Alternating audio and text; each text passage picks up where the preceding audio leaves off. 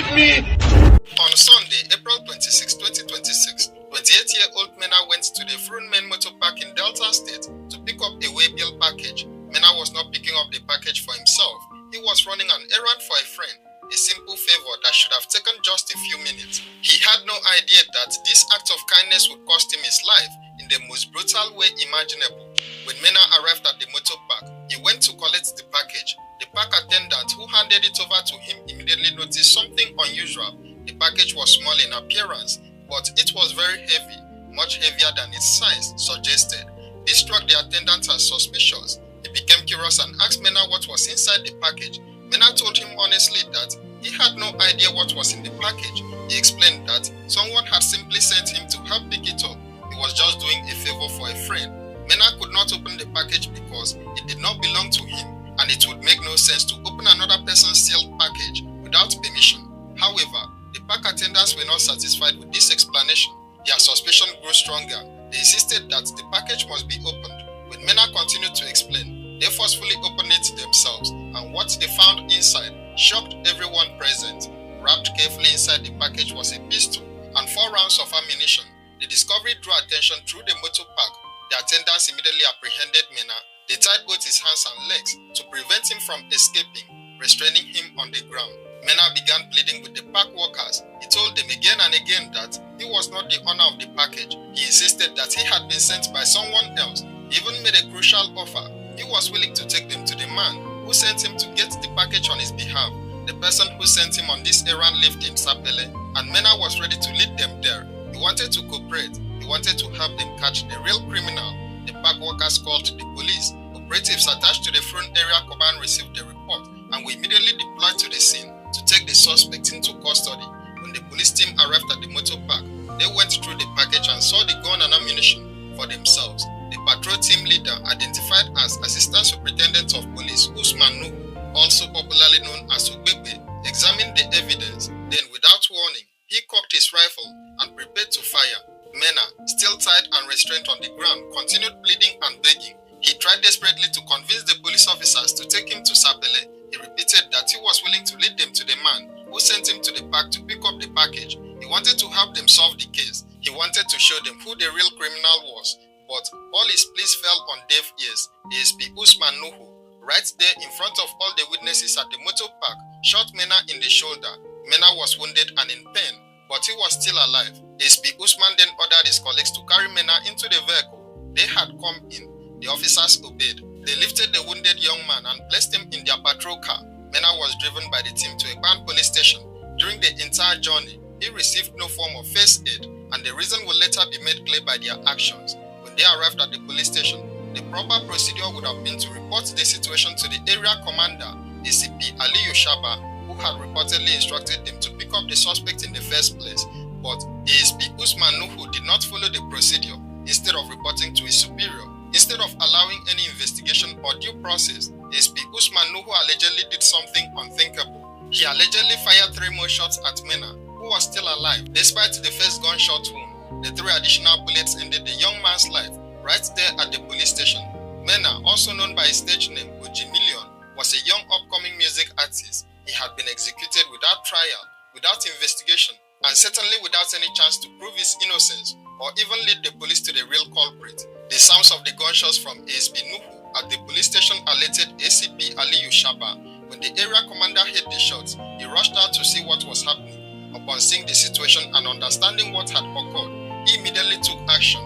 He ordered that ASP Nuhu be disarmed, handcuffed and detained on the spot.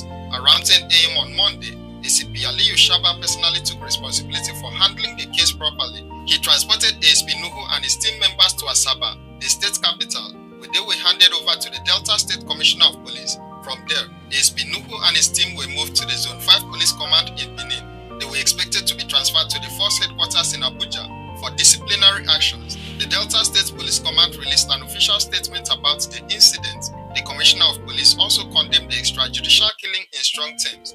The statement acknowledged that ASP Nuhu Usman had acted in clear violation of Force Order 237 and the standard operating procedure of the Nigeria Police Force.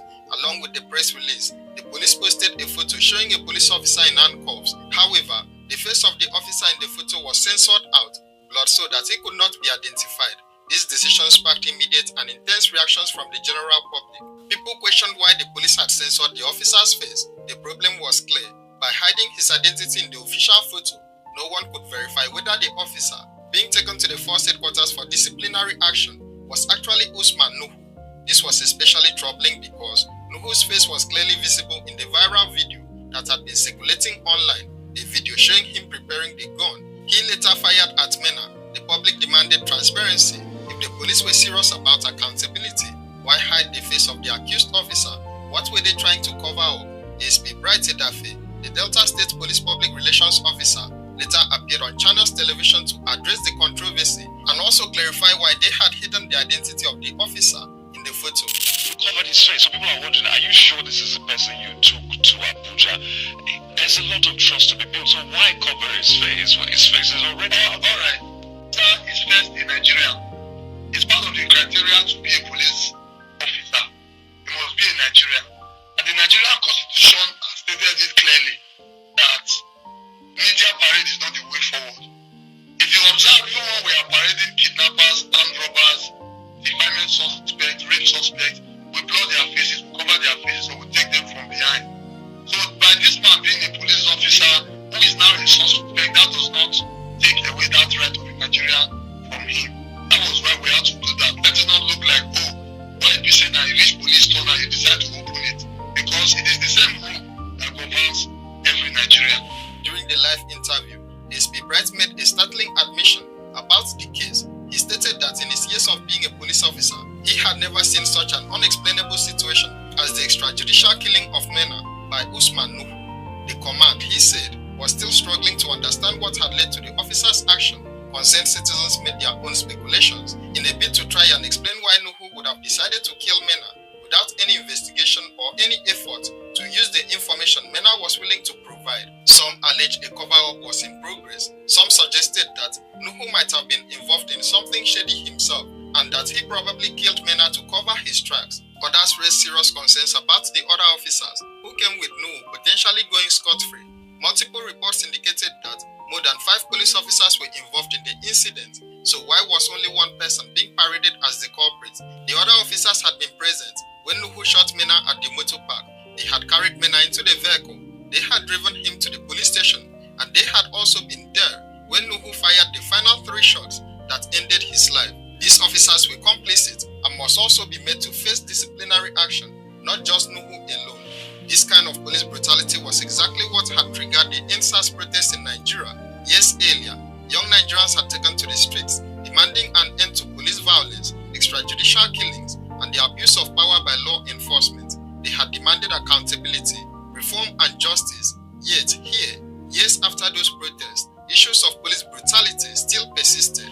Under Nigerian law, police officers who commit extrajudicial killings face serious consequences, including criminal prosecution for murder, dismissal from service, and potential imprisonment. Mena's family deserves answers. They deserve to know why their son, brother, and loved one was killed. They deserve to see every person responsible for his death being held accountable.